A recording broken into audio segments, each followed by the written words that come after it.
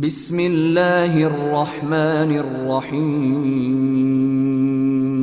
الحمد للہ رب العالمین والعاقبۃ للمتقین والصلاة والسلام علی اشرف الانبیاء والمرسلین وعلى آلہ الطیبین الطاہرین واصحابہ الہادین المہدیین اما بعد فقد قال اللہ تبارک وتعالی فی الکلام المجید والفرقان الحمید فأعوذ بالله من الشيطان الرجيم بسم الله الرحمن الرحيم إن الله وملائكته يصلون على النبي يا أيها الذين آمنوا صلوا عليه وسلموا تسليما اللهم صل على سيدنا محمد وعلى آل سيدنا محمد وبارك وسلم صلوا عليه صلاة وسلاما عليك يا حبيبي يا رسول الله صلى الله تعالى عليه وسلم. معزز سامعین اکرام،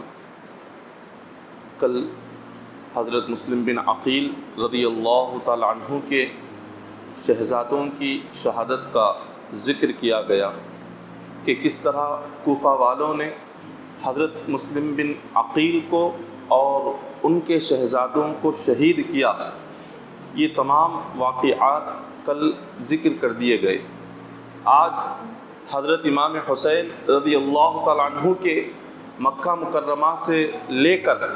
کربلا پہنچنے تک کیا حالات اور واقعات پیش آئے اس کا آج ذکر کیا جائے گا. حضرت امام حسین رضی اللہ تعالی عنہ کو جب مسلم بن عقیل نے خط لکھ کر بھیجا تھا کہ یہاں کے حالات بالکل درست ہے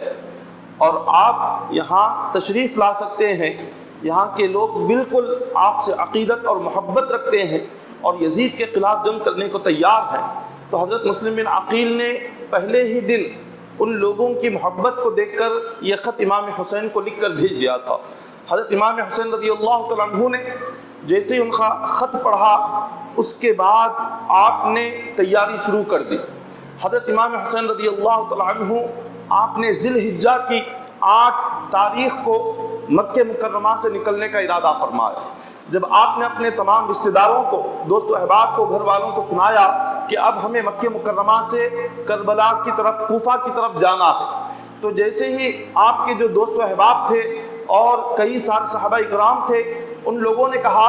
آپ کا کوفہ جانا صحیح نہیں ہے، اس لیے کہ کوفہ کے جو لوگ ہیں وہ یقیناً آپ کو دھوکہ دیں گے. حضرت عباس رضی اللہ تعالیٰ عنہ یہ حضرت امام حسین سے فرماتے ہیں کہ حضور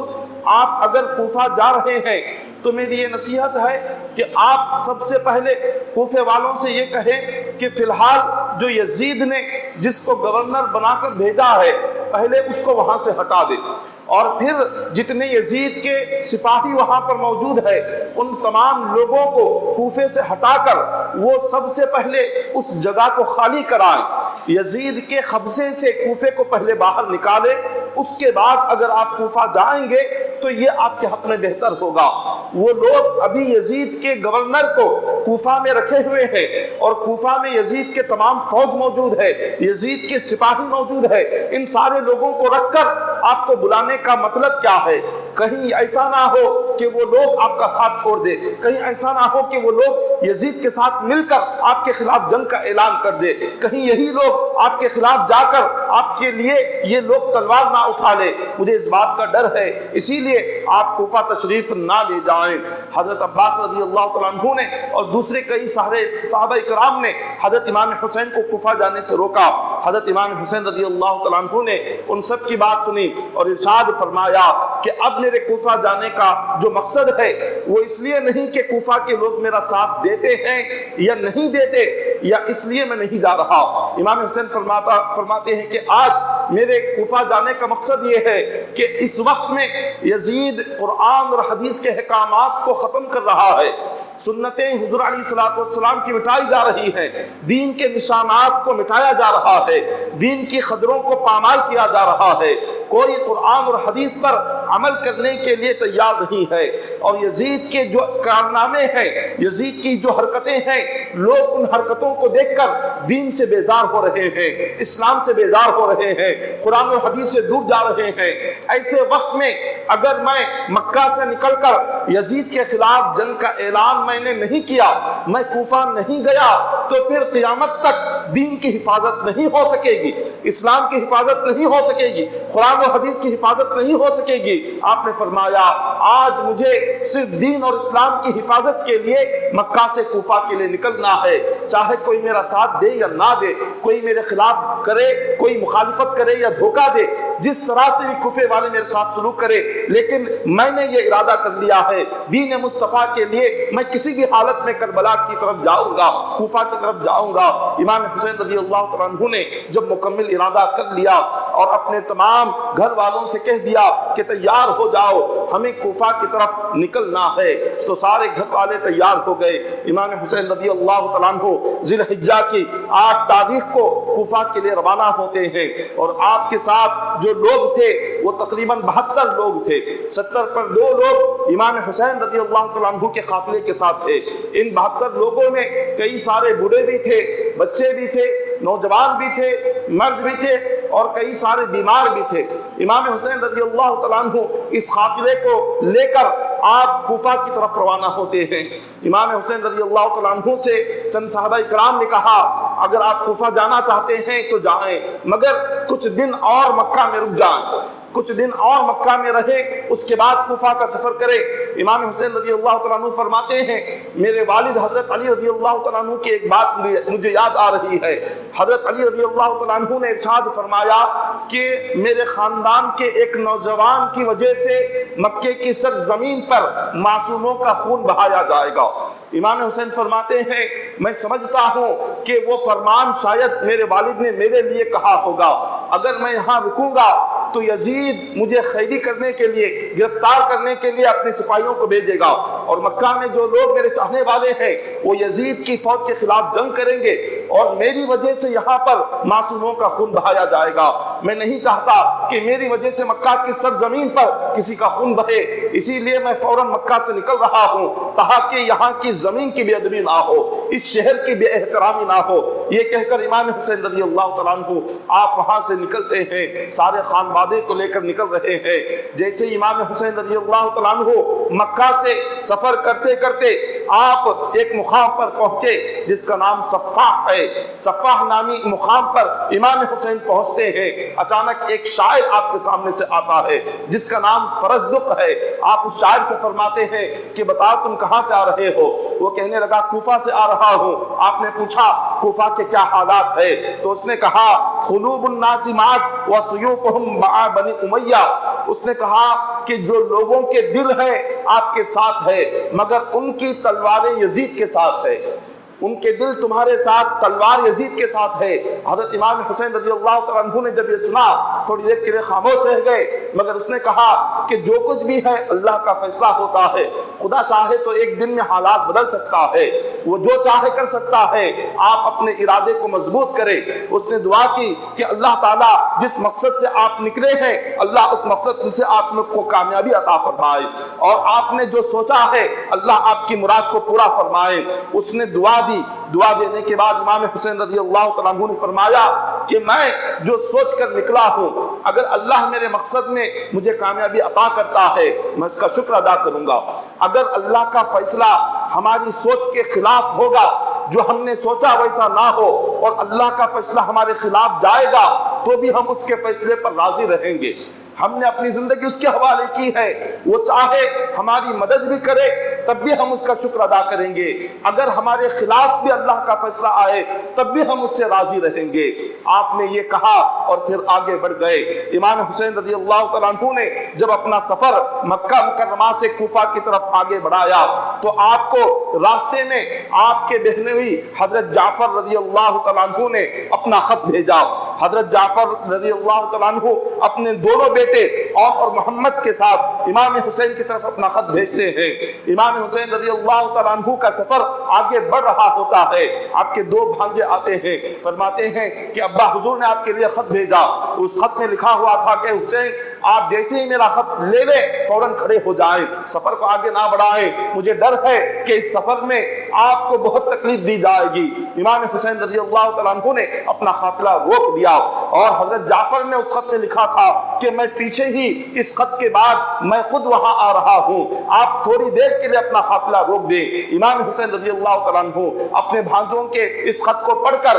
اپنے بہنوئی کے انتظار میں رک جاتے ہیں۔ حضرت جعفر رضی اللہ تعالیٰ عنہ سیدہ زینب کے شوہر ہیں، یہ سیدھے مکہ مکرمہ کا جو گورنر تھا اس گورنر کے پاس جاتے ہیں اور اس سے کہتے ہیں کہ میرے لیے ایک پیغام لکھ دو، امام حسین مکہ چھوڑ دیے ہیں، مکہ میں امام حسین کو دوبارہ لانا ہے، تم ایک پیغام لکھ کر یہ دے دو کہ ہم امام حسین کو امن عطا کریں گے، انہیں سلامتی عطا کریں گے، انہیں کسی قسم کی تکلیف نہیں دی جائے گی۔ تو اس نے جو گورنر مکہ تھا اس نے کہا کہ تم میری طرف سے جو چاہے لکھ کر لاؤ، میں اس پر مہر لگا دوں گا، میں اس پر بادشاہ کی طرف سے اجازت نامہ لکھ کر دے دوں گا۔ بس اتنا سننا تھا۔ وہ گئے، انہوں نے ایک تحدید، ایک نامہ، ایک پیغام لکھ دیا، کہا کہ مکہ کے گورنر عمر بن سعد کی طرف سے پیغام ہے کہ اے حسین آپ فوراً مکہ آ جائے، ہم آپ کی جان و مال کی حفاظت کریں گے، کسی قسم کی تکلیف آپ کو نہیں پہنچائیں گے۔ یہ خط لکھ کر اس پر ایک حکومت کی طرف سے مہر لگا دی گئی، اور یہ خط لے کر حضرت جعفر رضی اللہ تعالیٰ عنہ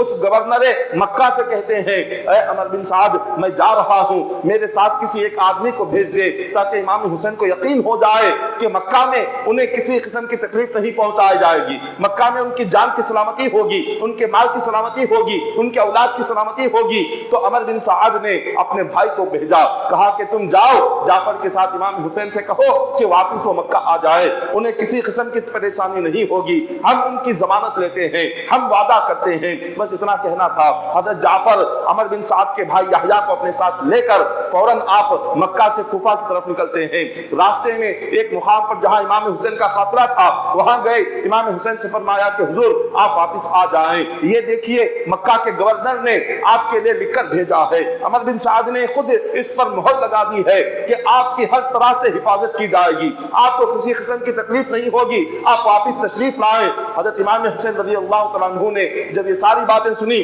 تو آپ نے فرمایا اب میں واپس پلٹ کر آ نہیں سکتا۔ پوچھا کہ کیوں، کیا بات ہے؟ تو فرماتے ہیں انی رأیت رسول اللہ صلی اللہ علیہ وسلم فی المنام وقد امرنی فیہا بامر وانا ماض له فقال وما تلك الرؤيا قال لا احدث بها احدا حتى القی رب عز وجل۔ امام حسین فرماتے ہیں میں نے ایک خواب دیکھا ہے، اس خواب میں حضور علیہ الصلوۃ والسلام نے مجھے حکم دیا کہ میں ایک کام کو انجام دوں، اور میں نے حضور سے وعدہ کیا جب تک میں اس کام کو انجام نہیں دوں گا میں واپس پلٹ کر مکہ نہیں آؤں گا۔ انہوں نے پوچھا، حضرت جعفر نے پوچھا کہ بتاؤ کہ حضور سے تم نے کس کام کا وعدہ کیا ہے؟ حضرت امام حسین فرماتے ہیں میں وہ راز ہے اس راز کو کسی کے سامنے ظاہر نہیں کروں گا، جب میری شہادت ہوگی میرے بعد وہ راز خود بخود تمہارے سامنے آ جائے گا۔ میں نے حضور سے وعدہ کیا ہے مجھے وہ کام کرنا ہی ہے، میں اس سے پہلے واپس آؤں گا نہیں۔ جب تمام نے سمجھانے کے باوجود حضرت امام حسین رضی اللہ تعالیٰ عنہ واپس نہیں پلٹے، آپ نے اپنا سفر کوفہ کی طرف جاری رکھا۔ حضرت مسلم بن عقیل کی شہادت کی خبر ابھی آپ کو نہیں پہنچی، حضرت مسلم بن عقیل کے شہزادوں کی شہادت کی خبر بھی امام حسین کو نہیں پہنچی۔ امام حسین کوفہ جاتے جاتے ایک مقام پر رکتے ہیں جس کا نام حاجر ہے، وہاں پر آپ نے قیس اور عبداللہ ان دونوں کو اپنے ساتھیوں کو بلایا اور ان سے کہا میرا یہ پیغام کوفہ والوں کو جا کر دے دینا۔ وہ پیغام یہ تھا، امام حسین نے خط میں لکھا تھا کہ میں یہاں نکل چکا ہوں اور میں کوفہ آ رہا ہوں، میرے آنے سے پہلے تمام چیزیں تیار رکھنا اور جنگ کی تیاری شروع کر دینا، اور یزید کے خلاف ہم جنگ کے لیے جو کچھ ہتھیاریں ہیں وہ تمام چیزیں جمع کر لینا، میں اب فوراً تمہارے قریب پہنچ رہا ہوں، کچھ دن میں آ رہا ہوں۔ امام حسین نے خط لکھا اور ان دونوں کے ہاتھ سے آپ نے کہا جاؤ کوفے والوں کو یہ خط پہنچا دو۔ حضرت امام حسین کو اس بات کی خبر ہی نہیں کہ وہاں کے لوگ آپ کے خلاف ہو چکے ہیں اور کوئی وہاں آپ کے ساتھ جنگ کرنے والا نہیں ہے۔ امام حسین رضی اللہ تعالیٰ عنہ نے اپنے ان دو ساتھیوں کے ساتھ قیس اور عبداللہ کے ساتھ اپنا خط ان کے ہاتھوں دے کر بھیج دیا۔ وہ خط لے کر سیدھے دوڑتے ہوئے کوفہ کی طرف جا رہے تھے کہ راستے میں انہیں ابن زیاد کے سپاہیوں نے پکڑ لیا۔ قادسیہ کے مقام پر پکڑ کر ابن زیاد کے سامنے لے جا کر پیش کر دیا۔ ابن زیاد نے اس خط کو پڑھا اور وہ جلال میں آیا، اس نے ان دونوں سے کہا میں تمہاری جان بخش سکتا ہوں مگر ایک شرط ہے۔ انہوں نے پوچھا کیا ہے؟ تو کہنے لگے محل کی اونچائی پر کھڑے ہو جاؤ، حضرت علی کو برا بھلا کہو، نعوذ باللہ حضرت امام حسین کو برا بھلا کہو، جب ان کی شان میں بے ادبی کرو گے، گستاخی کرو گے، تمہاری جان بخش دی جائے گی۔ اور جب اس نے یہ سنا وہ خاموش رہا، اس کو محل کی چھت پر کھڑا کر دیا گیا، تمام کوفہ کے لوگوں کو جمع کیا، اب کہا کہ اب تم امام حسین کی شان میں بے ادبی کرو، حضرت علی رضی اللہ تعالیٰ عنہ کی شان میں بے ادبی کرو۔ جب اس نے یہ بات سنی تو اس نے حضرت علی اور حضرت امام حسین کی تعریفیں اس نے بیان کرنا شروع کر دیا، ابن زیاد اور اس کے بعد پر لعنت برسانا شروع کر دیا، ابن زیاد کی برائی بیان کرنا شروع کیا اور اس کے والد کی برائی بیان کرنا شروع کر دیا۔ ابن زیاد نے جب دیکھا کہ یہ اس کے اور اس کے باپ کی لعنت کر رہا ہے، ان پر برائیاں بھیج رہا ہے، حضرت علی کی شان میں قصیدے پڑھ رہا ہے، امام حسین کی شان میں قصیدے پڑھ رہا ہے، اس نے حکم دیا جلاد کو کہ اس کو محل کی اونچائی سے زمین پر پھینک دیا جائے۔ اس امام حسین کے اس عاشق کو محل کی اونچائی سے زمین پر پھینک دیا گیا، اس کی ہڈیاں ٹوٹ گئی اور امام حسین کی محبت میں اس کو بھی شہادت نصیب ہو گئی، اس کا انتقال ہو گیا۔ حضرت امام حسین رضی اللہ تعالیٰ عنہ کو ابھی اس بات کی بھی خبر نہیں ہوئی کہ آپ نے جن لوگوں کو پیغام دینے کے لیے بھیجا انہیں بھی شہید کیا گیا، امام حسین کو پتہ نہیں چلا۔ آپ نے اپنا سفر اسی طرح جاری رکھا۔ جب آپ کوفہ سے قریب ثعلبہ کے مقام پر پہنچے تو وہاں پر لوگ حج کر کے واپس آ رہے تھے، ان میں سے دو لوگ تھے، ایک کا نام عبداللہ اور منذر تھا۔ ان دونوں کو جب خبر ہوئی کہ امام حسین مکہ سے نکل گئے اور کوفہ کی طرف جا رہے ہیں اور یزید کے خلاف آپ نے اعلان جنگ فرمایا ہوا ہے، وہ لوگ مکہ مکرمہ سے حج کر کے واپس آتے ہوئے امام حسین کے قافلے کا انتظار کر رہے تھے۔ جب امام حسین کا قافلہ راستے میں نظر آیا تو امام حسین کے پاس گئے، کہا کہ حضور آپ اجازت دیں، ہم بھی آپ کے ساتھ اس میں مدد کرنا چاہتے ہیں، ہم بھی آپ کا ساتھ دینا چاہتے ہیں۔ امام حسین رضی اللہ تعالیٰ عنہ نے ان دونوں کو اپنے قافلے میں شامل کر لیا۔ اچانک سے دیکھا کوفہ سے ایک شخص آ رہا تھا، حضرت امام حسین رضی اللہ تعالیٰ عنہ نے دیکھا وہ قبیلہ بنو سلیم کا تھا، قبیلہ بنو اسد کا تھا۔ اس سے بات کرنا امام حسین چاہتے تھے مگر آپ خاموش رہے، آپ نے اس سے بات نہیں کی۔ یہ حضرت عبداللہ اور منذر نے دیکھا کہ جا کر امام حسین تو بات نہیں کر رہے، ہم جا کر بات کریں اور پوچھے تو صحیح کہ وہاں پر کیا حالات ہے۔ جب جا کر ان دونوں نے کہا کہ اے بندے تو قبیلہ بنو اسد سے آ رہا ہے، قبیلہ بنو اسد وہ ہے کہ جہاں پر ہم نے مسلم بن عقیل کو بھیجا تھا، ان کے صاحبزادوں کو بھیجا تھا، بتا وہاں کے کیا حالات ہے۔ اس نے کہا جس وقت میں اپنے قبیلے سے نکل رہا تھا اس وقت میں نے کوفہ میں دیکھا حضرت مسلم بن عقیل کو شہید کر کے ان کے پیروں کو پکڑ کر وہ ظالم بازار میں گھسیٹتے ہوئے لے جا رہے تھے۔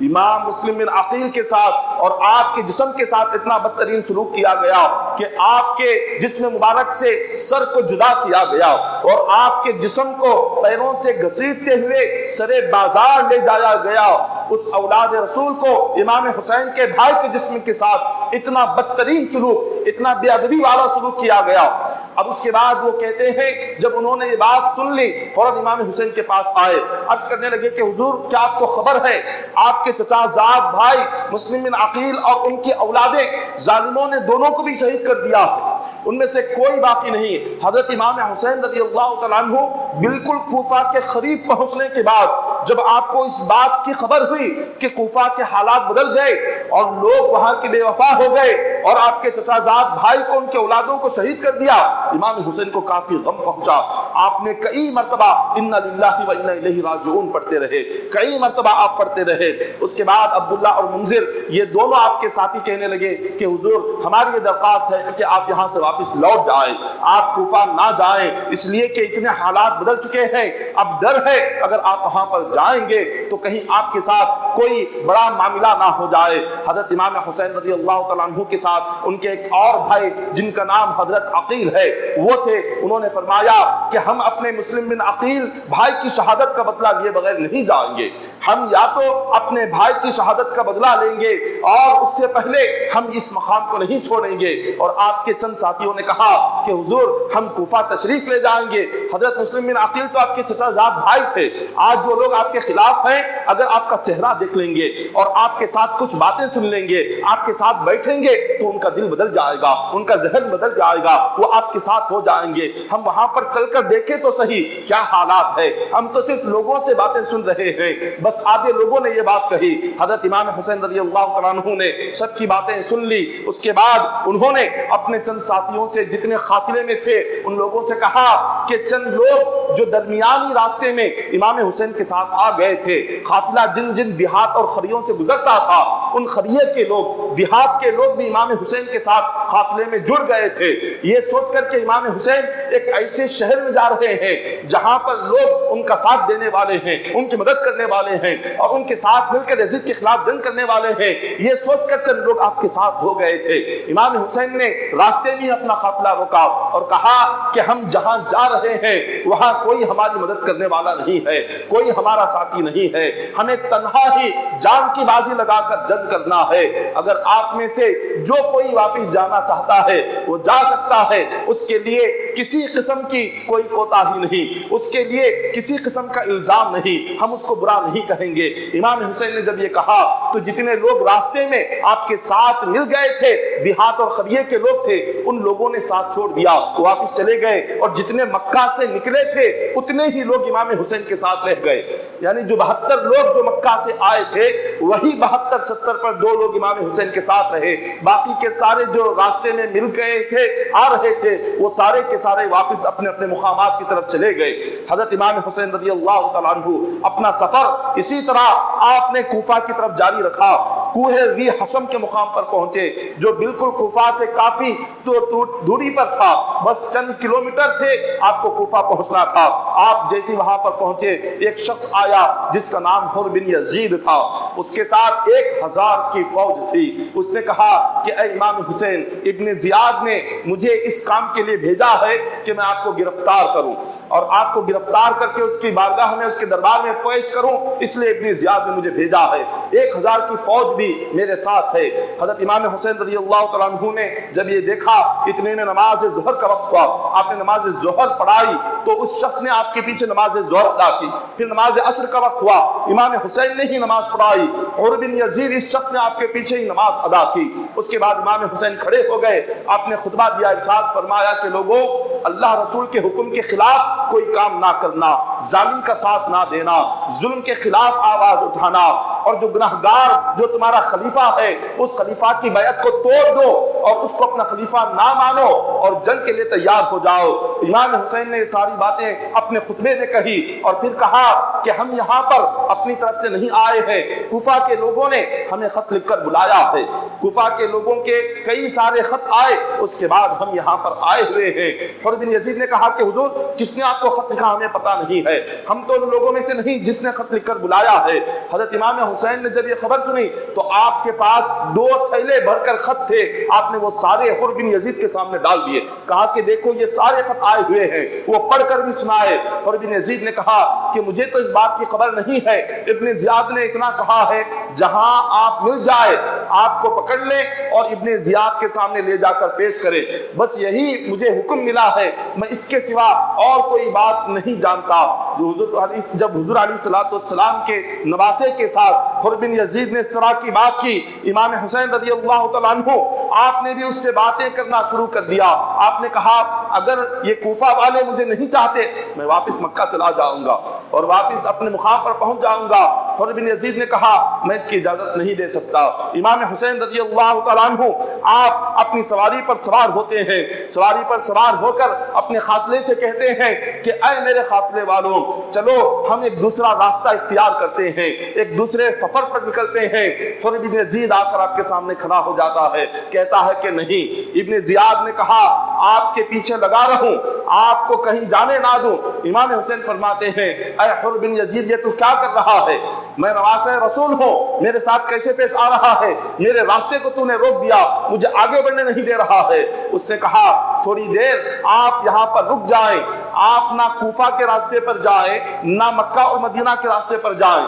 کسی تیسرے راستے پر آپ چلتے رہیں، میں آپ کے ساتھ چلتا رہوں گا۔ آپ یزید کو خط لکھیں اور پوچھیں کہ آگے کس طرح کیا کرنا ہے۔ میں ابن زیاد کو خط لکھوں گا، میں ابن زیاد کو پوچھوں گا کہ آگے مجھے کیا کرنا ہے، ہو سکتا ہے کوئی راستہ نظر آ جائے۔ یہ کہہ کر حضرت امام حسین رضی اللہ تعالیٰ عنہ اپنے قافلے کو مکہ اور مدینہ کے راستے پر نہیں لے گئے، آپ ایک دوسرے راستے پر قافلے کو ڈال دیا۔ حر بن یزید آپ کے پیچھے پیچھے ہی چل رہا تھا۔ ابن زیاد کو اس نے یہ خبر لکھ دی کہ یہاں کے حالات بالکل دن بدن بگڑتے جا رہے ہیں، امام حسین رضی اللہ تعالیٰ عنہ واپس جانا چاہتے ہیں، کیا حکم ہے؟ بس اتنا ابن زیاد کو خبر ملی۔ ابن زیاد بدبخت نے اپنے ایک غلام کے ذریعے سے پیغام بھیجا، وہ غلام پیغام لے کر امام حسین کے آگے سے گزرا، نہ اس نے امام حسین کو سلام کیا نہ آپ کے قافلے کو سلام کیا۔ وہ سیرے حر بن یزید کے پاس گیا، کہا ابن زیاد کا پیغام ہے، اس کو پڑھ لے۔ حر بن یزید نے جب پیغام پڑھا،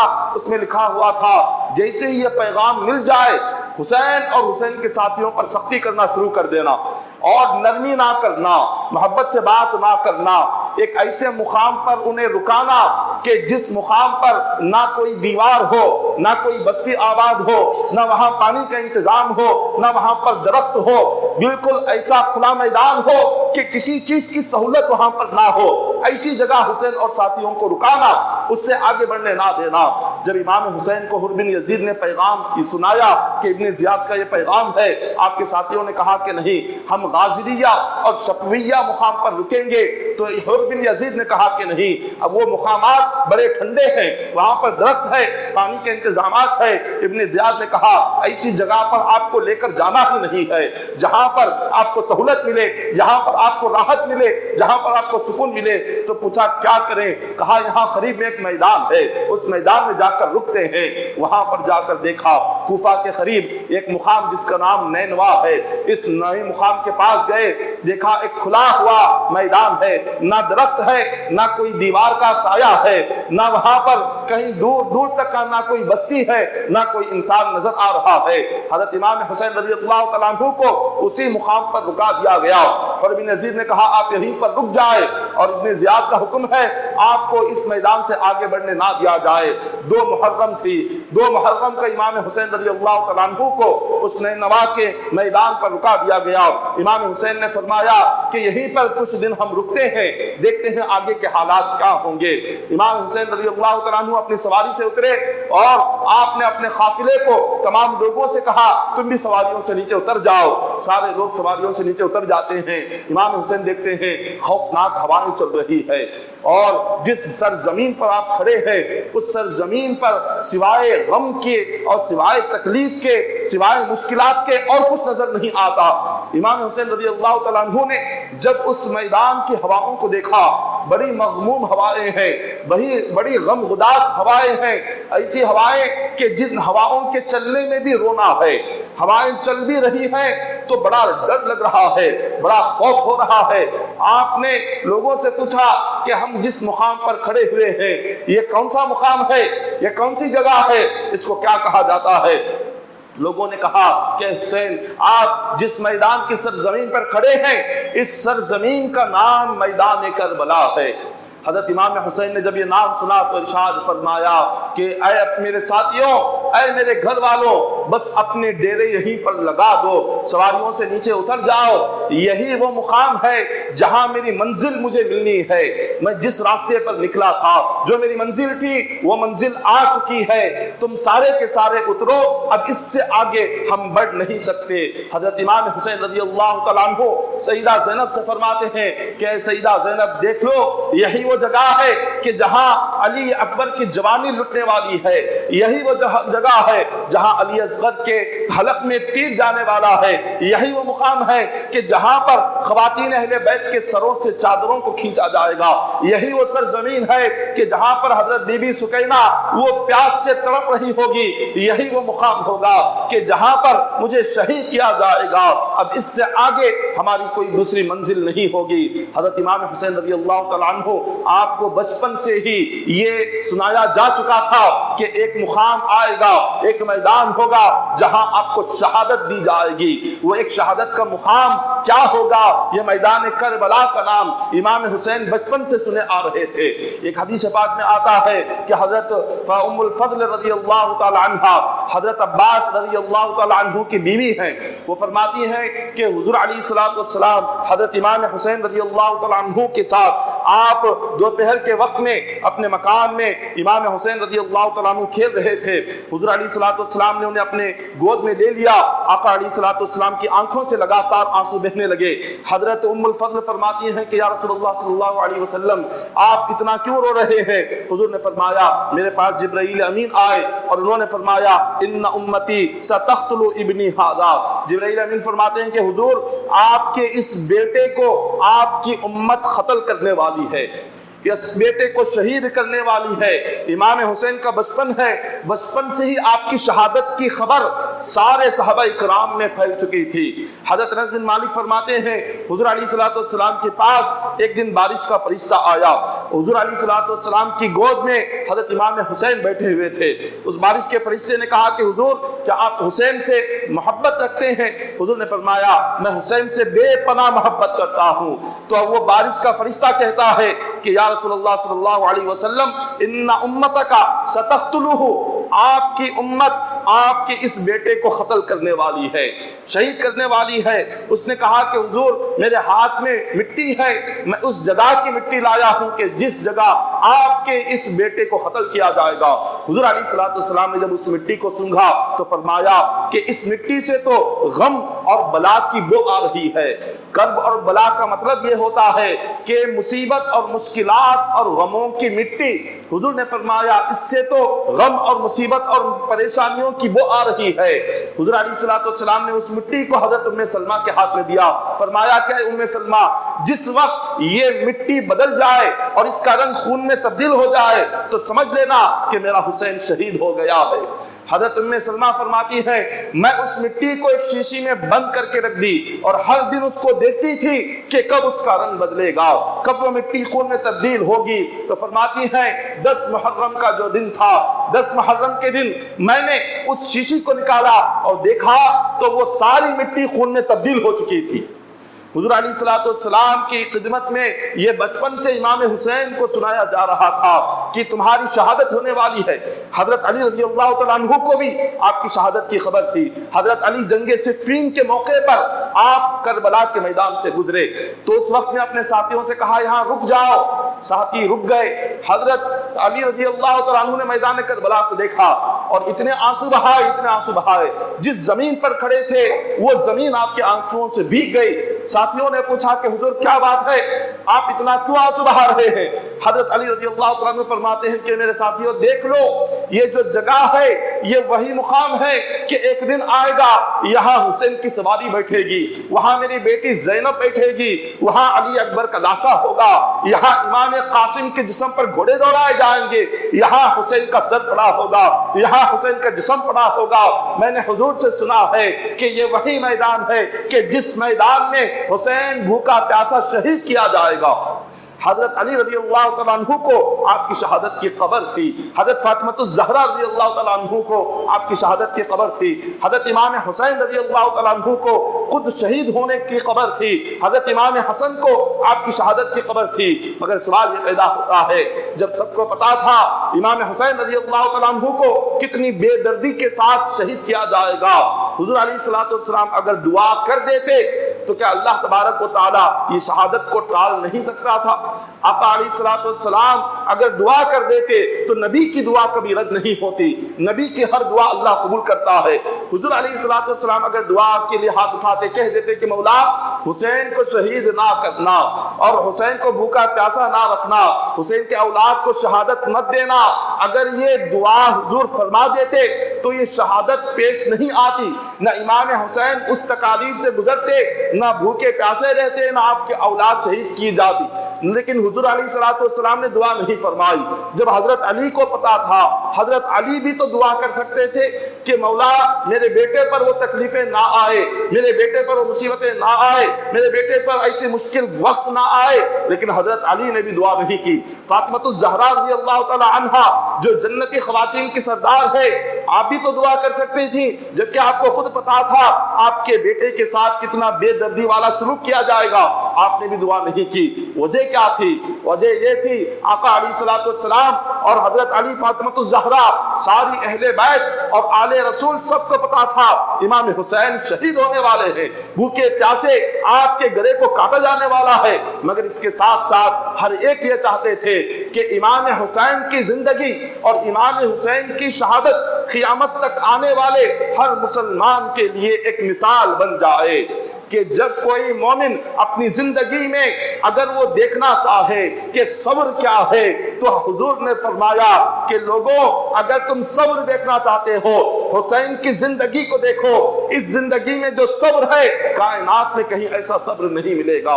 اگر کہیں کسی کے زندگی میں تکلیف آ جائے، مشکل آ جائے، مصیبت اور پریشانی آ جائے، خدا چاہتا تھا لوگ اپنی مصیبت کے وقت میں کس کو دیکھ کر تسلی حاصل کرے، ان کے ذہنوں میں نمونہ کس کا آئے، ذہن میں کس کا خیال آئے، کس کا چہرہ آئے، کس کا تصور آئے۔ تو اللہ نے فرمایا جب کبھی تمہاری زندگی میں تکلیف مصیبتیں آ جائے تو حسین کی تکلیف کو یاد کر لینا، تمہیں تسلی نصیب ہو جائے گی۔ تمہاری تکلیف حسین کی تکلیف سے تو بڑھ کر نہیں ہے، تمہاری بھوک اور پیاس حسین کی بھوک اور پیاس سے تو بڑھ کر نہیں ہے، تمہاری مشکلات حسین کی مشکلات سے تو بڑھ کر نہیں ہے۔ تمہاری زندگی کے ہر لمحے میں جو تم سوچتے ہو کہ اللہ نے تمہیں اتنا غم کیوں دیا، اتنی تکلیف کیوں دے رہا ہے، اتنی پریشانی کیوں دے رہا ہے، تو حسین کی زندگی کو دیکھو جس نے اپنی آنکھوں کے سامنے سارا خاندان کاٹا، لیکن کبھی اللہ سے سوال نہیں کیا کہ مولا میرے ساتھ ایسا کیوں کر رہا ہے،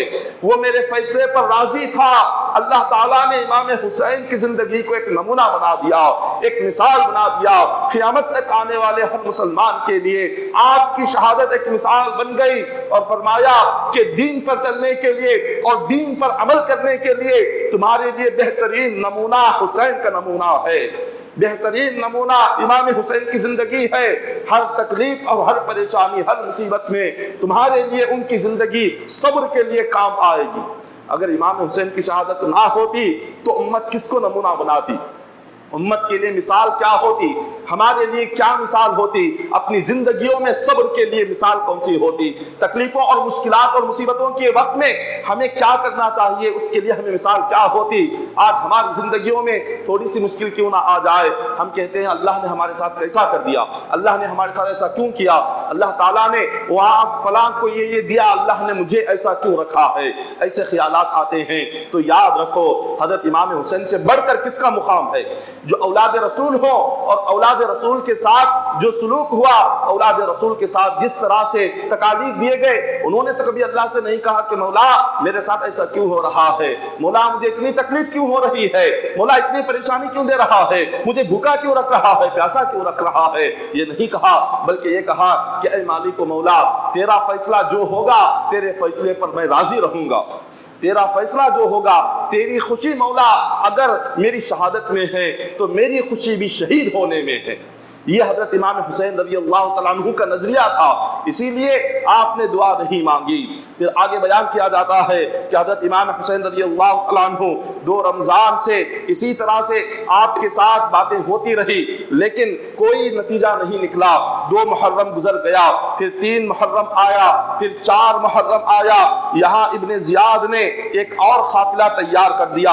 ابن زیاد نے عمر بن سعد کو بلایا اور کہا کہ اے عمر بن سعد تجھے امام حسین کے خلاف جنگ کرنا ہے، چل لشکر کو تیار کر لے۔ وہاں حر بن یزید نے انہیں روک کر رکھا ہے میدان کربلا میں، تجھے یہاں سے فوج لے کر جانا ہے اور امام حسین پر حملہ کرنا ہے۔ عمر بن سعد یہ کون شخص تھا؟ یہ وہ شخص جس کا نام سعد بن ابی وقاص رضی اللہ تعالیٰ عنہ، حضور کے وہ صحابی تھے جنہیں حضور نے دنیا میں زندگی میں ہی فرما دیا تھا کہ تم جنتی ہو۔ حضور نے جن کے والد کو جنت کی خوشخبری سنائی، یہ ان کا بیٹا تھا عمر بن سعد، جو حضرت امام حسین کے خلاف 22,000 کا لشکر لے کر میدان کربلا کی طرف نکلتا۔ باپ کو حضور نے فرمایا یہ میرا جنتی صحابی ہے، حضور نے یہ خوشخبری دی والد کو، لیکن بیٹا اتنا بدبخت نکلا اور اتنا گناہگار نکلا کہ امام حسین کے خلاف 22,000 کی فوج اس نے تیار کر لی۔ اب یہ کیوں ہوا؟ تو سب سے پہلے ابن زیاد نے اس کو بلا کر کہا کہ حسین کے خلاف جنگ کرے گا، اس نے کہا کہ مجھے وقت دو، تھوڑا سا وقت دو۔ تو جب وقت لے لیا، دوسرے دن آیا، اس نے استعفیٰ دے دیا، کہا کہ میں استعفیٰ دے دیتا ہوں لیکن امام حسین کے خلاف جنگ نہیں کروں گا۔ اس کو ابن زیاد نے ساری فوج کا سپہ سالار بنایا تھا، ساری فوج کا اس کو سردار بنایا ہوا تھا۔ اس نے کہا مجھے یہ سرداری نہیں چاہیے، استعفیٰ دے دیا۔ ابن زیاد نے کہا میں اس عہدے کے ساتھ دوسرے جتنے علاقوں کا تجھے بادشاہ بنایا ہے وہ تمام علاقے تجھ سے چھین لوں گا۔ جب اس نے یہ سنا کہ سارے علاقوں کی بادشاہت چلی جائے گی اور وہ بغیر سلطنت کے اور بغیر عہدے کے رہ جائے گا تو اس کے دل کو یہ بات پسند نہیں آئی۔ اس نے کہا میں مشورہ کروں گا، مجھے تھوڑا سا وقت دے دو۔ وہ سیدھے اپنے بھانجے کے پاس گیا جس کا نام حمزہ بن مغیرہ بن شعبہ ہے، اپنے بھانجے سے کہنے لگا کہ امام حسین کے خلاف اگر میں جنگ نہیں کروں گا تو میرے سارے عہدے چلے جائیں گے، میری حکومتیں چلی جائیں گی، لہٰذا کیا مشورہ ہے؟ اس کے بھانجے نے کہا اگر تمہیں دنیا کی ہر چیز تم سے چھین لی جائے اور ہر چیز تم سے لے کر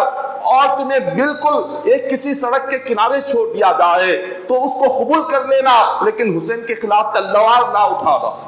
حسین کے خلاف جنگ کا اعلان نہ کرنا، کچھ نہ ملے تو نہ صحیح لیکن ایک داغ اپنے سینے پر لے کر نہ جانا، حسین کو شہید کرنے کا داغ اپنے اوپر نہ لینا، تمہیں کوئی کچھ دے یا نہ دے لیکن امام حسین کے خلاف جنگ نہ کرنا۔ ہر ایک نے اس کو یہی مشورہ دیا، لیکن اس انسان جس کے دل میں محبت دنیا آ جائے وہ کس کی سنتا ہے، جس کے دل میں محبت مال آ جائے وہ کس کی سنتا ہے، وہ اندھا ہو جاتا ہے۔ اب وہ حرص اور لالچ اور دنیا کی اس تمام مال و دولت کے لیے اندھا ہو گیا تھا، اس نے نہ سنی، وہ سیدھے عمر بن سعد کے پاس گیا اور کہا میں حسین کے خلاف جنگ کے لیے تیار ہوں۔ ابن سعد نے کہا ابن زیاد تیرے لیے میں ایک حکومت عراق تجھے عطا کر دیتا ہوں، عراق کا بادشاہ تجھے بنا دیتا ہوں، سارے عراق پر تیری حکومت ہوگی، تو حسین کے خلاف تیار ہو جا۔ اس نے حکومت کی خاطر اور لالچ کی خاطر، دنیاوی محبت کی خاطر، مال کی خاطر اولاد رسول کے خلاف 22,000 کا لشکر لے لیا اور سیدھے میدان کربلا کی طرف نکل گیا۔ تاریخ میں کئی ساری جنگیں ہوئی ہے، اسلامی تاریخ کا مطالعہ کرے تو ہزاروں جنگیں نظر آئیں گی، لیکن 1400 سال کی تاریخ میں ایک طرف 70 لوگ ہیں اور دوسری طرف 22,000 کی فوج ہے۔ ایسا تاریخ میں کہیں پر نظر نہیں آتا، اتنے کم لوگوں کے خلاف جنگ کے لیے 22,000 کا لشکر آیا ہوا ہے، اور ایسے لوگ کہ جو ہر طرح سے تیار ہیں جنگ کے لیے اور ہتھیار لے کر آئے ہیں اور تمام سواریاں لے کر آئے ہیں۔ امام حسین رضی اللہ تعالیٰ عنہ کے ساتھ کون ہے؟ جنگ کرنے والے لوگ بھی نہیں بلکہ بوڑھے ہیں، بچے ہیں، نوجوان ہیں، بیمار ہیں، یہ تمام لوگوں کو اگر ملا لیا گیا تو 70 پر 2 ہوتے ہیں، اور یہاں پر طاقتور لوگ ہیں، مضبوط ہیں، ہر طرح سے جنگ کی تیاری کر کے آئے ہیں، ہتھیار تلوار لے کر، سواریاں لے کر ہر طرح سے تیار ہے۔ حضرت امام حسین رضی اللہ تعالیٰ عنہ کے خلاف عمر بن سعد آتا ہے اور آ کر کہنے لگتا ہے کہ اے حسین، آپ کے لیے ابن زیاد کا حکم ہے، یا تو یزید کو اپنا خلیفہ مانو اور یا تو مجھ سے جنگ کے لیے تیار ہو جاؤ۔ امام حسین رضی اللہ تعالیٰ عنہ فرماتے ہیں میں کسی پر تلوار نہیں اٹھاؤں گا اور کسی کو تکلیف نہیں پہنچاؤں گا۔ حسین فرماتے ہیں اگر مجھ سے کسی کو تکلیف ہو رہی ہے تو وہ کہہ دے، میں واپس چلا جاتا ہوں۔ تو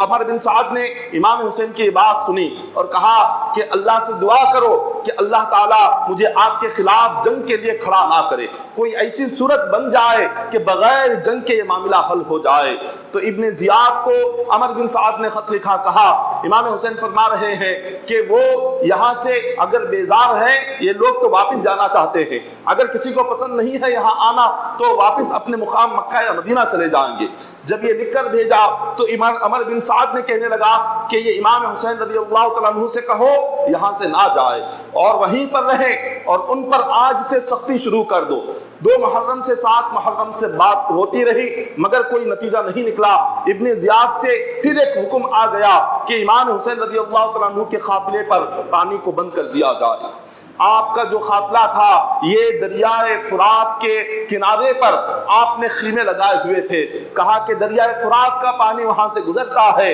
اور وہاں سے پانی کا ایک قطرہ امام حسین کی طرف نہ جائے. اور آج 7 محرم تھی. 7 محرم سے امام حسین رضی اللہ تعالیٰ عنہ پر پانی کو بند کر دیا گیا. اب امام حسین رضی اللہ تعالیٰ عنہ آپ کے ساتھ خواتین بھی تھیں، اور وہ خواتین تھی کہ جن کے ساتھ 2-3 ماہ کے بچے بھی ہوا کرتے تھے، اور ان بچوں کے دودھ کے لیے خواتین اگر کچھ نہ کھائے نہ پیے تو ان بچوں کو کہاں سے دودھ آتا، اور بچے کیا پیتے اور کیا کھاتے. جب امام حسین رضی اللہ تعالیٰ عنہ کے لیے اور آپ کے تمام خاندان کے لیے پانی کو بند کر دیا گیا، 7 محرم الحرام کا دن تھا. آپ غور فرمائیں، ایک وہ ہے حضرت اسماعیل علیہ السلام اپنے قدموں کو زمین پر مارتے ہیں، اللہ آب زمزم پیدا فرما دیتا ہے. حضرت ایوب علیہ السلام بیمار تھے، جب اپنے پیروں کو زمین پر مارا اللہ نے آب شفا پیدا فرما دیا. حضرت امام حسین رضی اللہ تعالیٰ عنہ پر جب پانی بند کر دیا گیا، حضرت امام حسین اگر چاہتے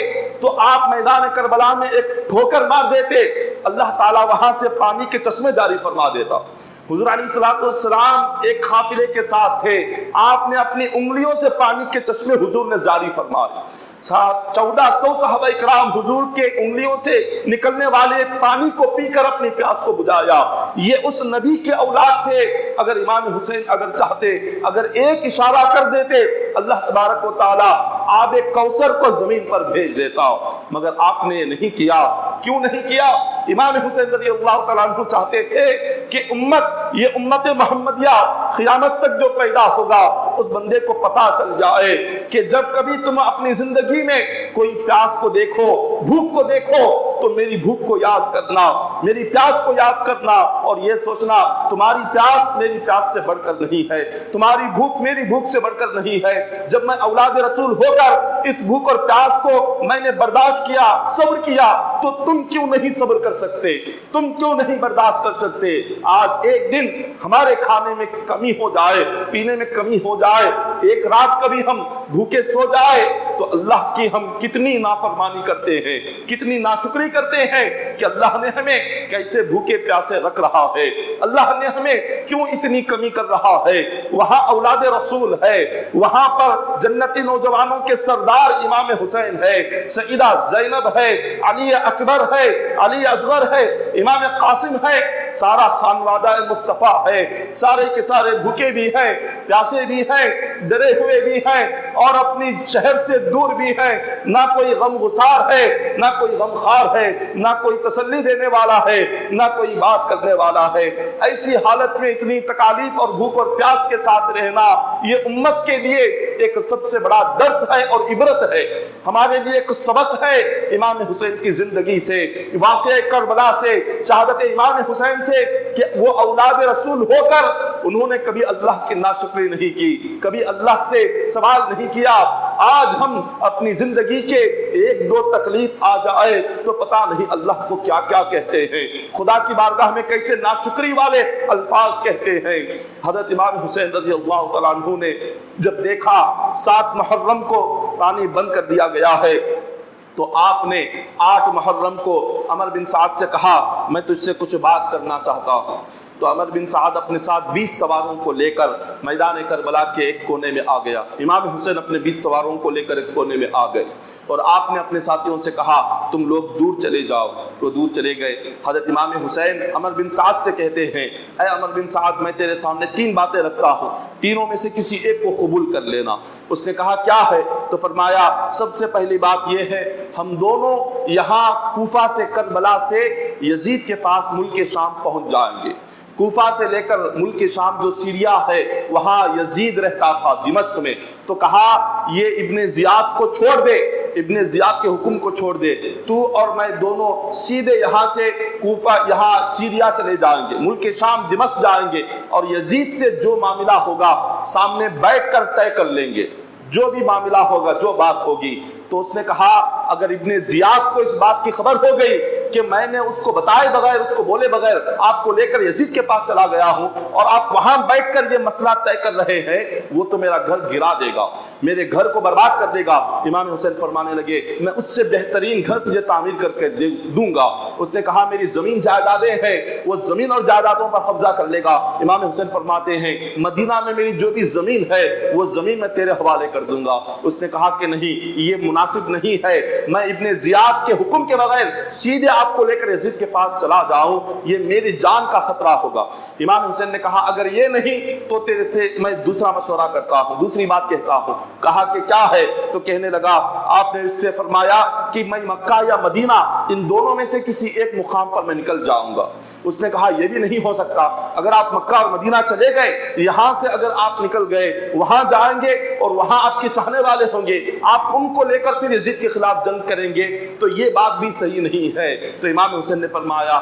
یا تو میں ایسی جگہ چلا جاؤں گا جو بالکل پہاڑوں یا کہیں پر جنگلات والے علاقے ہو، میں وہاں پر چلا جاؤں گا۔ اس نے کہا آپ کی یہ تین باتیں میں لکھ کر ابن زیاد کو بھیجتا ہوں، وہ ان تینوں میں سے وہ جس بات کا فیصلہ کرے گا میں آپ کو سناتا ہوں۔ 8 محرم تھی، یہ تین باتیں لکھ کر ایک شخص کے ساتھ ابن زیاد کے دربار میں بھیجی گئی۔ ابن زیاد اپنے دربار میں تمام لوگوں کو لے کر بیٹھا ہوا تھا، تو جب یہ پیغام امام حسین کا پڑھا گیا، ابن زیاد سوچ رہا تھا کہ ان تینوں میں سے کوئی ایک بات مانی جائے، مگر ایک ظالم وہاں بیٹھا تھا جس کا نام شمر تھا۔ اس ظالم نے کہا کہ ابن زیاد یہ کیا کر رہے ہو؟ امام حسین تمہاری خیر میں ہے، انہیں تمہاری بات ماننا چاہیے، تمہیں ان کی بات ماننا نہیں چاہیے۔ تم حسین کی شرطیں ماننے کے لیے بیٹھے ہو، حسین کو تمہاری شرطیں ماننا ہے، حسین کو تمہاری باتیں ماننا ہے، نعوذ باللہ تم ان کی بات کیوں مان رہے ہو؟ اگر تم نے ان کی بات مان لی اور وہ یہاں سے چلے گئے تو کامیابی ان کے ہاتھ آ جائے گی،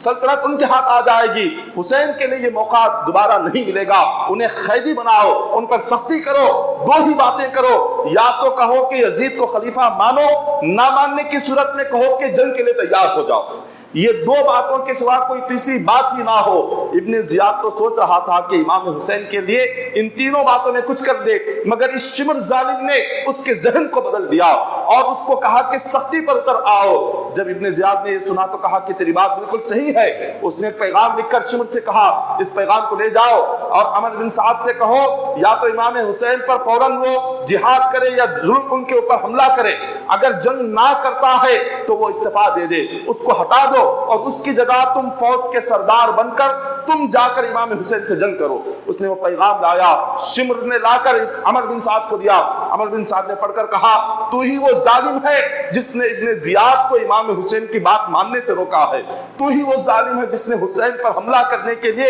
ابن زیاد کو ابھارا ہے۔ تو کہا اگر یہ بات ہے تو تم یہ عہدہ چھوڑ دو، میرے حوالے کر دو، میں 22,000 کی فوج کا سردار بن کر میں حسین پر حملہ کروں گا۔ اس نے کہا نہیں، میں سرداری نہیں چھوڑ سکتا، میں خود امام حسین پر حملہ کرتا ہوں۔ عصر کا وقت تھا، 9 محرم جمعرات تھی۔ اس نے اعلان کر دیا کہ میری فوج اپنے گھوڑوں پر سوار ہو جاؤ اور کامیابی کا جشن مناؤ، اب جنگ شروع ہونے والی ہے۔ یہاں پر یزید کی جانب سے نخارہ جنگ بجایا گیا، جنگ کا طبلہ یہاں پر بجانا شروع ہوا، وہ لوگ خوشیاں منانے لگے، چیخ و پکار کرنے لگے۔ امام حسین رضی اللہ تعالیٰ عنہ اپنے ڈیرے کے آگے تلوار کے سہارے آپ بیٹھے ہوئے تھے، آپ پر نیند کا غلبہ ہوا۔ سیدہ زینب رضی اللہ تعالیٰ عنہ نے جب ڈیروں سے یہ آواز سنی یزیدی لشکر اتنا شور کیوں مچا رہا ہے، اتنی آوازیں کیوں آ رہی ہے، باہر آ کر دیکھا تو ہزاروں یزیدی امام حسین کے سامنے آ کر کھڑے ہو گئے تھے۔ سیدہ زینب نے اپنے بھائی کے کاندھے پر ہاتھ رکھا،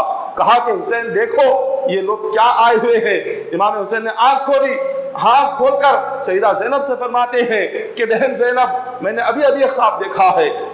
بہن نے پوچھا کہ کیا خواب ہے؟ فرماتے ہیں خواب یہ ہے میں نے حضور کو خواب میں دیکھا، حضور نے فرمایا فقال لی انک تروح الینا، فرمایا کہ حسین اب بس تھوڑا سا انتظار کرنا، تھوڑے وقت کے بعد تم ہمارے پاس آنے والے ہو۔ سیدہ زینب کے آنکھوں میں آنسو آ گئے، فرمایا کہ آپ یہ کیا خبر دے رہے ہیں؟ امام حسین فرماتے ہیں صبر کرنا، اللہ تم پر رحم فرمائے گا۔ یہ کہہ کر آپ نے اب حضرت عباس کو بلایا، کہا کہ عباس جاؤ دیکھو یہ کیوں آئے ہوئے ہیں، یہ ہم سے کیا چاہتے ہیں، جا کر پوچھ کر آؤ۔ حضرت عباس حضرت نکل کر عمر بن سعد کے پاس گئے، پوچھا ہے عمر بن سعد بتا تم لوگ کیا چاہتے ہو، کیوں آ کر کھڑے ہوئے ہو؟ کہا کہ ابن زیاد کا یہ پیغام آ گیا ہے کہ اب تمہارے خلاف جنگ کا اعلان ہے، اب کوئی بات نہیں، یا تو یزید کو بادشاہ ماننا ہے یا تو جنگ کے لیے تیار ہو جانا۔ حضرت عباس امام حسین کے پاس آتے ہیں، فرماتے ہیں کہ وہ ظالم جنگوں کے لیے کھڑے ہو گئے اور تیاری کر کے آئے ہوئے ہیں، اب آپ کیا کہتے ہیں؟ امام حسین نے فرمایا جاؤ ان لوگوں سے کہہ رہو آج کی ایک رات ہمیں عبادت کا وقت دیا جائے، آج کی ایک رات ہم خوب اللہ کی بارگاہ میں تلاوت کریں گے، استغفار کریں گے، ذکر و تسبیح پڑھیں گے اور اللہ کو خوب یاد کریں گے، جیسے ہی صبح ہوگی تو اس کے بعد ہم سے آ کر جنگ کر لینا، جا کر یہ بات کہہ دو۔ حضرت عباس گئے، کہا کہ ایک رات کی مہلت ہمیں دے دی جائے، آج 9 محرم کی رات ہے، یہ وہی رات تھی کہ امام حسین نے کہا کہ بس ہمیں ایک رات کی مہلت چاہیے، صبح میں جو ہوگا تو صبح کے وقت میں جنگ کے لیے ہم بھی تیار ہوں گے۔ تو جب ان لوگوں نے سنا تو خوش ہو گئے، یہ سوچ کر کہ ایک رات اور ان کے حلق سوکھے ہو جائیں گے، جتنا حلق سوکھا ہوگا ان کے حلق کاٹنے میں اتنا زیادہ آسانی ہوگی، یہ سوچ کر وہ ظالم واپس چلے جاتے ہیں۔ امام حسین رضی اللہ تعالیٰ عنہ اپنے ساتھیوں کو، خاندان والوں کو جمع کرتے ہیں، فرماتے ہیں کہ تم لوگوں نے یہاں تک جو میرا ساتھ دیا ہے اتنا ساتھ شاید کوئی کسی کا نہیں دیتا۔ آپ نے اپنے رشتہ داروں سے کہا کہ اے میرے بھانجو، اے میرے بھائیوں بھتیجوں، تم نے جو یہاں رشتہ داری ادا کی ہے، تم جیسا رشتہ داری نبھانے والا شاید روئے زمین پر کوئی دوسرا نہیں ہے، اس لیے یہاں تک تم نے جتنا رشتہ نبھایا میں اس سے راضی ہوں، اللہ اس کے رسول اس کے راضی ہے۔ کل جب دن شروع ہوگا،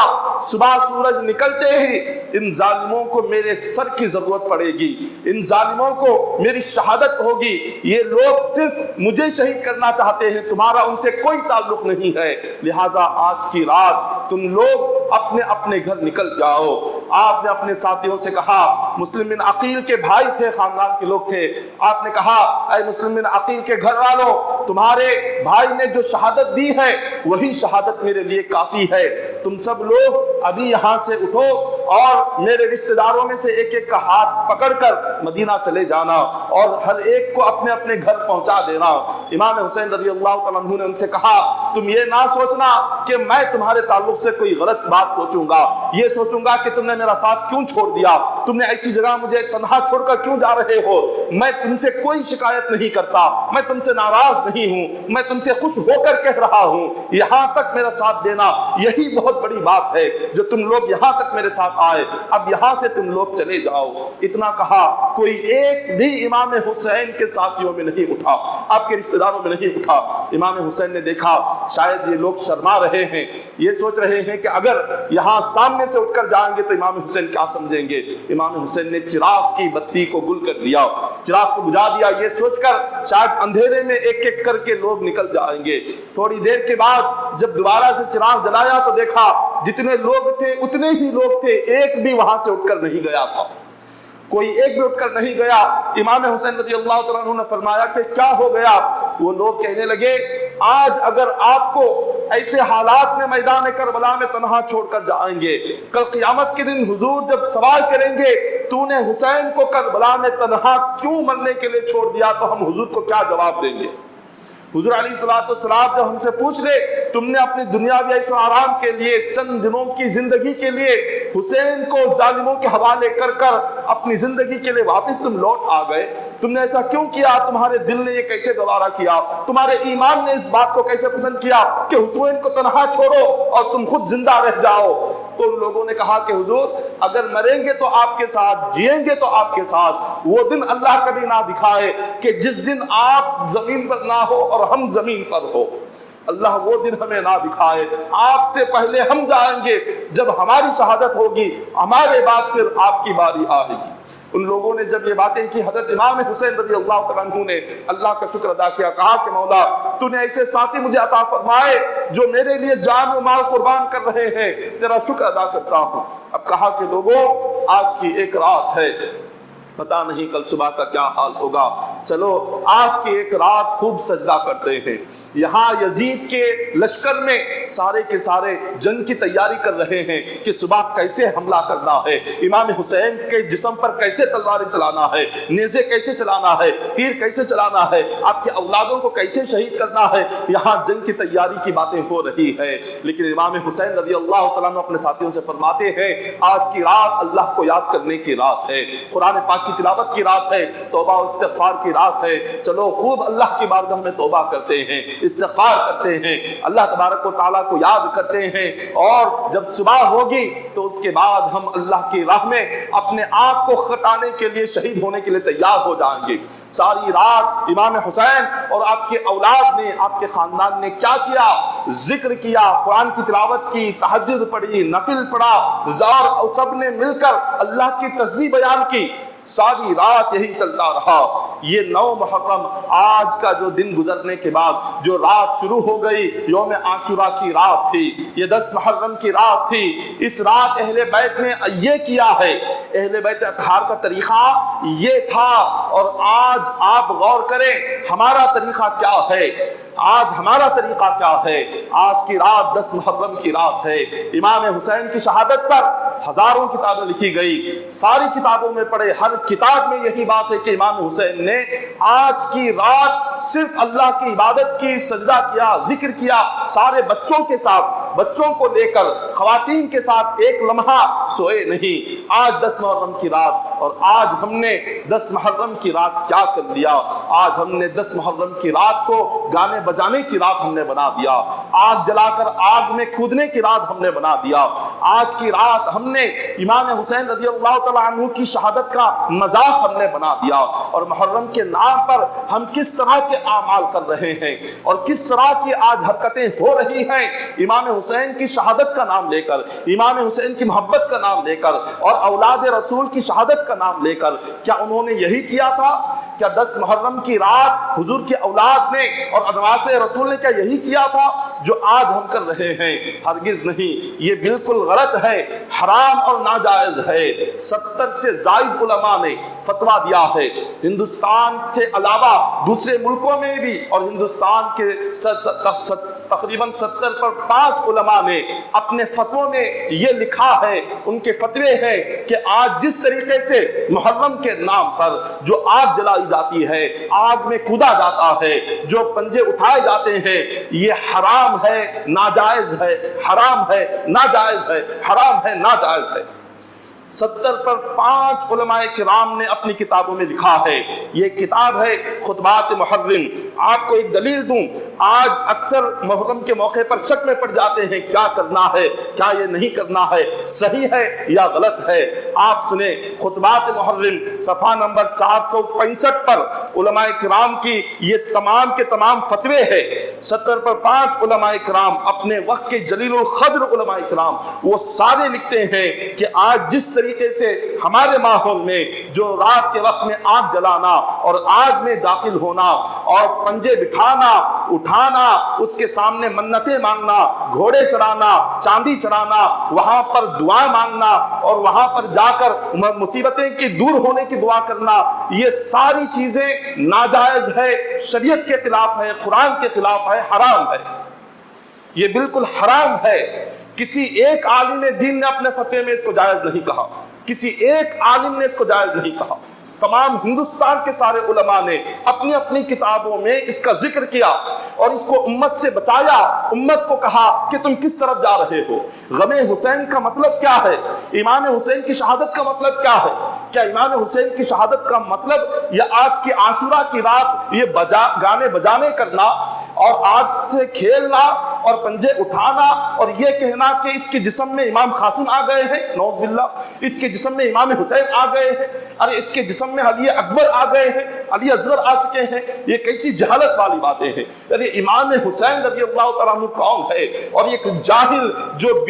بالکل نادان ہو، جس کو نہ نماز کی خبر ہے، جس کو نہ روزے کی خبر ہے، ایسا جاہل انسان جس کو نہ وضو آتا ہو، غسل آتا ہو، وہ آ کر یہ کہے کہ میرے جسم میں امام حسین آ گئے، اللہ اکبر، اس سے بڑی جہالت اور اس سے بڑا گناہ اور کیا ہوگا؟ کیا یہی شہادت ہے؟ کیا یہی غم ہے؟ نہیں، یہ شہادت کے نام پر ہم مذاق بنا رہے ہیں۔ روح حسین کو کتنی تکلیف ہوتی ہوگی، امام حسین کی روح تڑپ جاتی ہوگی، ارے جس دین کے لیے انہوں نے سارا گھر قربان کیا، آج اسی دین کا نام لے کر ہم ماہ محرم میں کس طرح کی یہ بدعتیں کر رہے ہیں، کس طرح کے ناجائز اور حرام کام کر رہے ہیں۔ تو اس بات کو ذہن نشین رکھ لے، ذہن نشین رکھ لے، یہ شریعت میں اور اسلام میں تمام ہندوستان کے علماء نے اس کو لکھا کہ اس طرح سے پنجوں کو دیکھنا وہ بھی حرام ہے، اس سے ہوتا کیا ہے؟ ہم جا کر اس کی مدد کر رہے ہیں، ان کی ہمت افزائی کر رہے ہیں، دیکھ کر انہیں ہمت دے رہے ہیں اور انہیں طاقت دے رہے ہیں کہ تم کرو، ہم دیکھنے کو تیار ہیں۔ گناہ کو دیکھنا بھی گناہ ہے، حرام کام کو دیکھنا بھی گناہ ہے، لیکن آج امت محمدیہ وہاں ہم جا رہے ہیں، وہاں ہزاروں کے ہم چاندی سونا وہاں چلا رہے ہیں اور وہاں جا کر ہم اپنی منتیں مانگ رہے ہیں۔ علماء نے ان تمام چیزوں کو حرام کہا ہے، حرام۔ امام حسین کے نام پر اگر امام حسین کی روح کو خوش کرنا چاہتے ہو تو سب سے پہلے نماز کے پابند بنو۔ شہادت امام حسین سے اگر آپ آل رسول کو خوش کرنا چاہتے ہو، جس دین کے لیے انہوں نے سر کٹایا ہے اس دین کے لیے کچھ نہ کچھ محنت کرو، اس دین کو آگے بڑھانے کے لیے سب سے پہلے دین کے پابند بن جاؤ، گناہ کرنا چھوڑ دو، اللہ کی نافرمانی کرنا چھوڑ دو، توبہ کر لو اللہ کی نافرمانی سے، شراب سے توبہ کرو، جوے سے توبہ کرو، زنا سے توبہ کرو، حسین کے راستے پر چلنے کی عادت ڈالو، تہجد گزار بن جاؤ، غم حسین میں آنسو بہاؤ، نہ امام حسین کی شہادت کے غم میں غرباء اور مساکین کو کھلاؤ، صدقہ کرو، خیرات کرو، جس کو کپڑا نہ ہو اس کو کپڑا دے دو، اور جو پریشان حال اس کی پریشانی کو دور کرو۔ اس سے امام حسین کی روح خوش ہو جائے گی، امام حسین کی اولاد کی روح خوش ہو جائے گی۔ یہ ہے شہادت کا پیغام، یہ ہے شہادت کا مقصد، اور ہم نے اسی مقصد کو ہٹا دیا اور ہم نے یہ تمام کے تمام حرام کاموں کو اس میں شامل کر دیا، تو لہٰذا یہ غلط ہے، شہادت یہ غلط ہے۔ آپ دیکھیں کیا امام حسین رضی اللہ تعالیٰ عنہ اور آپ کے اولاد نے کیا آج کی 10 محرم کی رات کو کیا اسی طرح کھیل کود کر کے گزارا تھا؟ نہیں، آنکھوں میں آنسو تھے، تمام اہل بیت کی آنکھوں میں آنسو تھے۔ کل کیا ہونے والا تھا سیدہ زینب جانتی تھی، سیدہ زینب رضی اللہ تعالیٰ عنہ بس اسی انتظار میں تھی کہ صبح کے وقت میں وہ منظر کیسا دیکھوں گی کہ جو ہوگا کربلا کے میدان میں۔ رات کا وقت تھا، آدھی رات گزر چکی، سیدہ زینب رضی اللہ تعالیٰ عنہ نے چاہا کہ دیکھوں میدان کربلا کیسا دکھ رہا ہے، کل صبح تو یہ خون میں سارا کا سارا میدان بدلنے والا ہے، آج رات کیسا دکھ رہا ہے۔ آپ جا کر دیکھتی ہیں تمام کے تمام یزیدی اپنے اپنے خیموں میں آرام کر رہے تھے۔ آپ نے دیکھا ایک خاتون ہے، برقع پوش ہے، اور سارے میدان کربلا میں وہ تنہا ہے اور وہ اس میدان سے کنکریوں کو اٹھا رہی ہے۔ سیدہ زینب رضی اللہ تعالیٰ عنہ پریشان ہوئی، دیکھا کہ ایسے وقت میں اتنی رات میں ایک برقع پوش خاتون کون ہے جو کنکریاں اٹھا رہی ہے۔ قریب جاتی ہے اور پوچھتی ہے کہ بی بی آپ کون ہو اور اس میدان کربلا میں کہاں سے آ گئی اور یہ کنکریاں کیوں چن رہی ہو؟ اس برقع پوش خاتون نے اپنے چہرے سے نقاب ہٹایا، سیدہ زینب کیا دیتی ہیں؟ وہ ان کی ماں فاطمہ الزہرا ہے۔ پوچھا کہ امی جان آپ اس وقت میں یہاں پر تشریف لائی ہے، کیا معاملہ ہے؟ آج تو 10 محرم کی رات ہے، صبح کے وقت میں ہمارا امتحان ہونا ہے، ہمارے صبر کا امتحان ہے، امام حسین کی شہادت کا امتحان ہے۔ فاطمہ الزہرا فرماتی ہیں کہ بیٹا میں کنکریاں چن رہی تھی اس لیے کہ کل میرا حسین جب گرے گا تو اس کے جسم کو کہیں کنکریاں نہ چبھ جائے، اس لیے آج کی رات یہاں سے کنکریاں اٹھا کر جمع کر رہی ہوں، کل حسین کو کنکریوں سے تکلیف نہ پہنچے۔ یہ وہ فاطمہ الزہرا رضی اللہ تعالی عنہا کہ جن کے بیٹے کا جسم اگر زمین پر گرے کنکریاں چبنا جن کو گوارا نہیں ہے، اس فاطمہ الزہرا نے اس منظر کو کیسا دیکھا ہوگا کہ جس وقت امام حسین کے جسم سے سب کو جدا کیا جا رہا ہوگا، آپ کے جسم مبارک پر تیر اور تلواروں کی بارش کی جا رہی ہوگی، اس وقت میں سیدہ فاطمہ الزہرا کے دل پر کیا بیتی ہوگی، حضرت سیدہ زینب کے دل پر کیا بیتی ہوگی، کتنا حیرتناک وہ منظر ہوگا جو اہل بیت اطہار نے اپنی زندگیوں میں دیکھا ہے اور اس کو برداشت کیا ہے۔ آج جس کا ذکر سن کر اور جس کا ذکر کر کر آج ہمارے دل تڑپ اٹھتے ہیں، ان لوگوں نے وہ سارا منظر اپنی آنکھوں کے سامنے کس طرح سے برداشت کیا ہوگا، کس طرح سے دیکھا ہوگا اور خود کو کیسے سنبھالا ہوگا، اور کس طرح سے انہوں نے صبح سے شام تک اپنے تمام عزیزوں کو، اپنے اولادوں کو آنکھوں کے سامنے کٹتے ہوئے دیکھا ہوگا۔ یہ اللہ تبارک و تعالیٰ نے جو امتحان لیا اہل بیت اطہار سے، وہ امتحان خدا نے آج تک کسی کے اولاد سے نہیں لیا، بڑا سخت ترین امتحان تھا۔ آج 10 محرم کی رات امام حسین کی جو گزری اس کا ذکر ہوا۔ عاشوراء کی دعا کی بڑی فضیلت ہے کہ جس میں بیان کیا گیا کہ جو کوئی عاشوراء کی دعا پڑھ لے گا اللہ تعالیٰ اس کو 1 سال تک موت عطا نہیں کرے گا۔ یہ عاشوراء کی دعا کی فضیلت ہے۔ امام حسین کی ایک ہی وصیت تھی، امام زین العابدین کو امام حسین فرماتے ہیں کہ بیٹا میری ایک نصیحت خود بھی یاد رکھنا اور دوسروں تک، ساری امت تک پہنچانا۔ امام زین العابدین فرماتے ہیں کیا ہے؟ تو فرماتے ہیں جب کبھی بھی تم کھانے کے لیے لقمہ اٹھاؤ تو میری بھوک کو یاد رکھنا، اور پینے کے لیے جب پانی کا پیالہ اٹھاؤ تو میری پیاس کو یاد رکھنا۔ تو اس دن جتنا ہو سکے کل کے دن اپنی طاقت کے لحاظ سے کھلائیں پلائیں، جو کوئی نظر آئے کہ جس کے پاس کپڑے نہ ہو اس کو کپڑے پہنچائیں، خیرات صدقہ کریں۔ امام حسین کی محبت میں کل یہ کام ضرور کیا کریں۔ دعا ہے کہ اللہ تعالی ہم تمام کو غم حسین منانے کی توفیق عطا فرمائے، غم حسین کے صدقے میں اللہ تعالی ہماری دنیا اور آخرت کو کامیاب بنا دے۔ امام حسین کے غم میں اللہ تعالی ہمیں جینے مرنے کی توفیق عطا فرمائے۔ شہادت امام حسین کے صدقے میں خالق کائنات ہم تمام کے صغیرہ کبیرہ گناہوں کو معاف فرمائے، ہم تمام کو اہل بیت کی جو تکالیف انہوں نے برداشت کی ہے ان تکالیف کے صدقے میں مولا ہماری مغفرت و بخشش فرمائے، اور ہم تمام کو نیک اعمال کرنے کی توفیق عطا فرمائے۔ امام حسین رضی اللہ تعالیٰ عنہ کی محبت میں اللہ ہمیں نمازوں کی پابندی کرنے کی توفیق عطا فرمائے، ہر قسم کی برائی سے ہمیں محفوظ فرمائے، ہر قسم کے گناہوں سے اللہ ہماری ہدایت عطا فرمائے، اللہ ہمیں سیدھی اور نیک راستے پر چلنے کی توفیق عطا فرمائے، ہر قسم کے برے راستے پر اور بری عادتوں سے اللہ نوجوانوں کی حفاظت فرمائے، اور ہم تمام کو مسجد آباد رکھنے کی توفیق عطا فرمائے۔ مولا ہماری موت کے وقت میں زبان پر کلمہ طیبہ جاری فرما دے، مولا ہماری نماز روزوں کو قبول فرما لے۔ الہ العالمین اے باری تعالی ہم تمام کو قیامت کے دن حضور کی شفاعت نصیب فرما، فاطمۃ الزہرا کی شفاعت نصیب فرما، حسنین کریمین کی شفاعت نصیب فرما، شہداء کرب و بلا کی شفاعت ہمیں نصیب فرما۔ شہداء کرب و بلا کے صدقے میں مولا دنیا اور آخرت میں کامیابی عطا فرما، دنیا اور آخرت کے ہر میدان میں ہمیں قدم قدم پر کامیابیاں نصیب فرما۔ ان اللہ و ملائکتہ یصلون علی النبی یا ایھا الذین آمنوا صلوا علیہ وسلموا تسلیما۔ اللهم صل على سيدنا محمد وعلى آل سيدنا محمد وبارك وسلم صلوا عليه صلاة وسلام عليك يا حبيبي يا رسول الله صلى الله تعالى عليه وسلم يا رسول الله انظر حالنا يا حبيب الله اسمع قالنا إنني في بحر غم مغرق خذ يدي سهل لنا أشكالنا خذ يدي سهل لنا أشكالنا خذ يدي سهل لنا أشكالنا ألا إن أولياء الله لا خوف عليهم ولا هم يحزنون الذين آمنوا وكانوا يتقون سبحان ربك رب العزة عما يصفون وسلام على المرسلين والحمد لله رب العالمين۔